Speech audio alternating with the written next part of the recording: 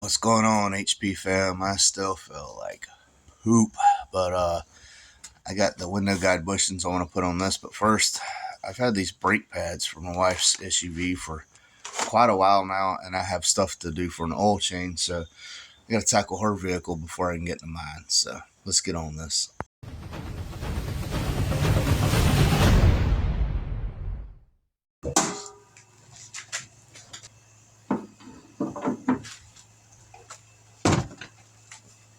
That's right, only the good stuff. So, tell it's quite dusty in here, but get started on this oil change. Sounds like Gingito is trying to make an appearance. Where are you at, Gingy? There he is. Old Gingy making an appearance.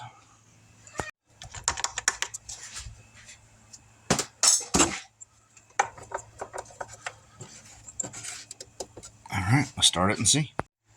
Alright, well, her car's done. The oil change is done. I couldn't do the brakes because I got front brake pads. Ended up being the back brake pads that needed to be done. Front still look almost brand new, which I don't know why the bias is so much on the rear, but need to get that checked out. But hers is done. Alright, if y'all been subbed to my channel for any length of time, you know I dealt with this window. Got all new molding in. Everything was fine until it rolled up and wants to go out. Well, thought these bushings was good, but this one broke, which means they're super brittle. And then let's see if I can get that off real quick. So if you look how it sets in there, it's not centered in the hole without this in there, which tells me that this wasn't doing much good. And if you look, you can see in the middle where it's wore down. It's wore on all the sides. And these are 20 or 30 years old. I don't know at this point. But what you have to do, you have to loosen this and loosen that and take this whole rod out. You can take it out up here or whatever. And then you can slide the new ones on. These are from LMR. That's the number right here. Only thing I asked for my birthday was window guide bushings. They're like $17, $18. So that's what I'm going to attempt to do, is put these in and see if it fixes it.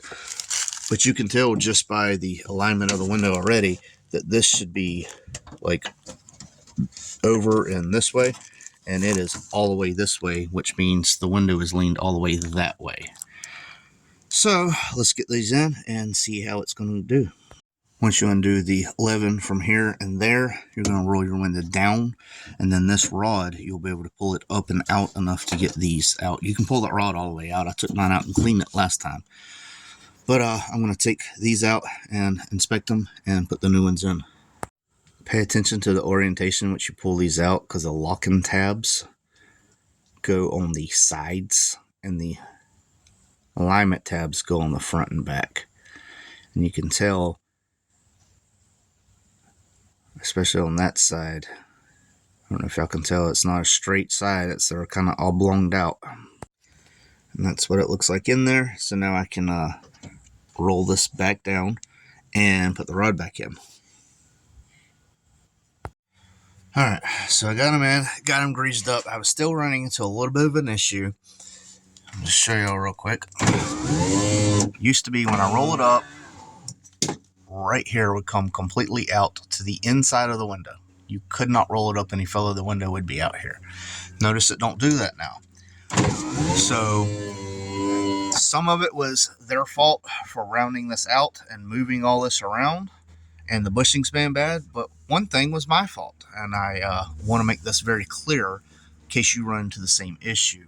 When I did the outer door belt molding, I didn't trim it back enough, so this was actually in between the mirror and this. It was pushing so much, it was so tight right here that when the window was coming up, it was actually pushing it in, because the mirror was tightened down, pushing against this weather stripping, which is on the inside of this run channel molding right here.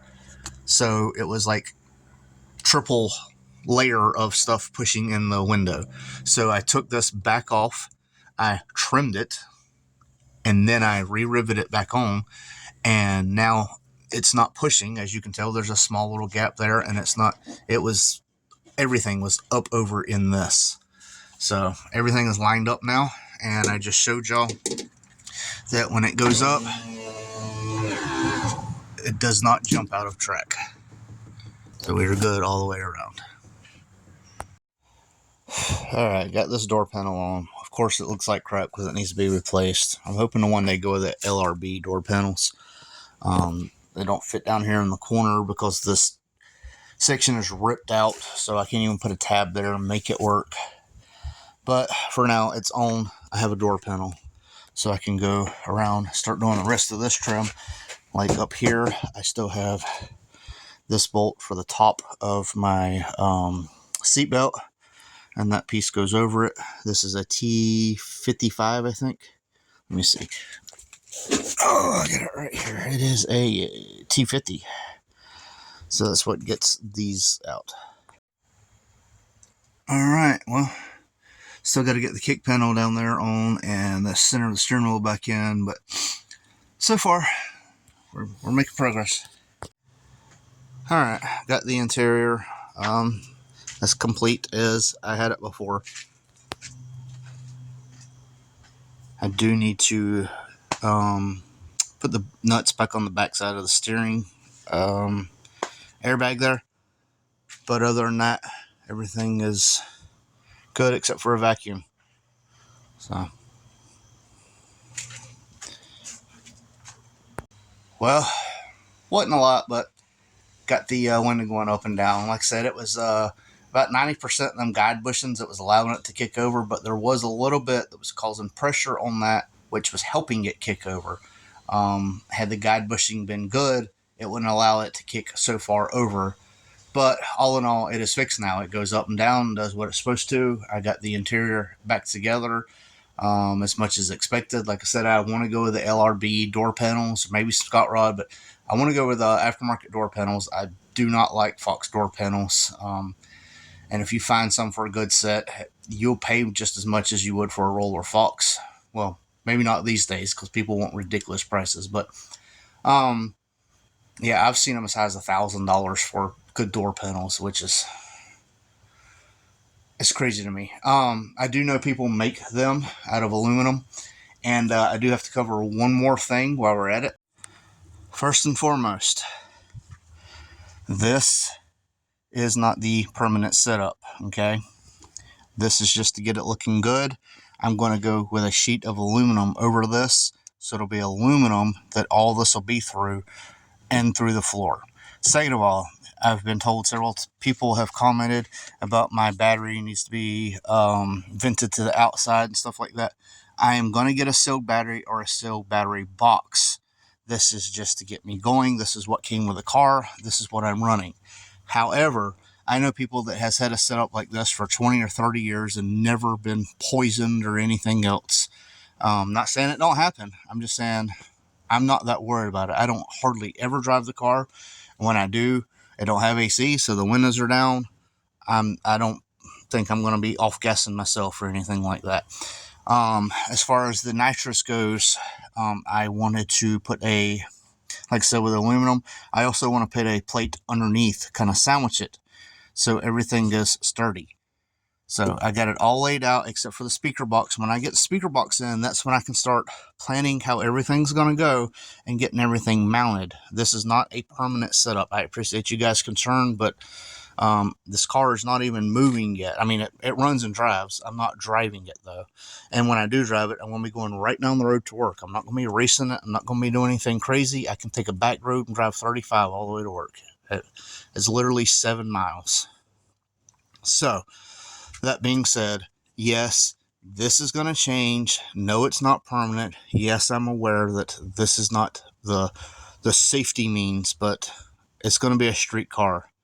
I've seen rat rods out there with a lot worse. And like I said, I know people that run their battery like this for 20, 30 years and never had an issue with it. But I do plan on going with either a sealed battery or a sealed battery box. I do know that per track rules, if you don't have a wall here pretty much, that you cannot have a plastic battery box, from my understanding. But I'm also told that if this will go in a plastic battery box and mount to the floor, so basically it's double boxed, that plastic one will work on the outside for the off-gassing of the battery. I don't know. So whatever I find first is what I'm going to go with.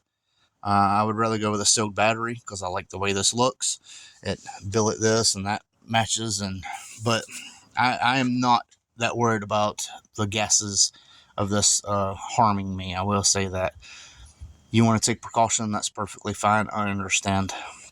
But I certainly do not dismiss anything y'all are saying. I'm quite aware of the off-gassing and stuff like that, and that's when it's charging and stuff like, yeah. I understand. I appreciate y'all looking out for me, but things will get better. This is just a mock setup. I'm trying to get this car as street friendly or street user friendly as I can, and it's going to take some trial and tribulations and stuff like that. So again, this is Horseplay. Sorry if I'm a little raspy. My voice or my throat and chest and everything is still killing me, but it is what it is. This is Horseplay. Thanks for watching, and we out. I won't turn around, I done made it this far. Look back now, that wouldn't be too smart. Shoot for the stars even when it gets hard. Put my faith in the Lord with the 16 bars. I won't turn around, I done made it this far. Look back now, that wouldn't be too smart. Shoot for the stars even when it gets hard. Put my faith in the Lord with the 16 bars. I won't turn around, I won't